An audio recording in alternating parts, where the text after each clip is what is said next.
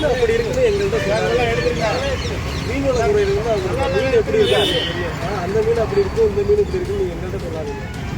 இதை எடுத்துருங்க. சொல்லுங்கள். எல்லாமே பரவாயில்ல சார், இதை எடுத்துருங்க. புதுக்கோட்டை மீன் மார்க்கெட்டில் ஆய்வு செய்த உணவு பாதுகாப்புத்துறை மற்றும் மீன்வளத்துறை அதிகாரிகள் 350 கிலோ கெட்டுப்போன மீன்களை பறிமுதல் செய்து அவற்றை விற்பனை செய்த வியாபாரிகளுக்கு தலா 3000 ரூபாய் அபராதம் விதித்தனர். ஆய்வின் போது மீன் வியாபாரிகளிடம் பேசிய அதிகாரிகள் காசு கொடுத்து வாங்கும் மக்களின் உடலை பாதிக்கும் விதமாக கெட்டுப்போன மீன்களை விற்பனை செய்வது அநியாயமாக தெரியவில்லையா என்றும் ஆதங்கம் தெரிவித்தனர்.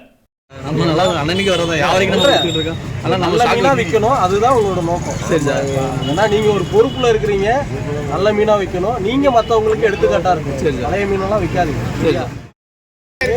மீன் வாங்கினீங்கன்னா நல்ல மீனா இருந்தா வாங்கி விற்கணும், இல்லைன்னா விற்கக்கூடாது. சரிங்களா? நீங்க வந்ததுக்கு அப்புறம் அதை பழசாகி திருப்பி கொண்டு போய் அங்க இது பண்ணக்கூடாது. அது வந்து நம்ம இது கிடையாது. கருவாடு போடுறதுங்கிறது வேற தொழில். அது மீன் வரவட்டி கருவாடு போடுறது அது வேற கடை. நம்ம மீனா இருந்தால் தான் கொடுக்குறோம். மீன் சரியில்லைன்னா அதை வந்து நீங்கள் ரிட்டர்ன் அனுப்புறது அதெல்லாம் பண்ணக்கூடாது, அனுப்பிச்சிருவோம்.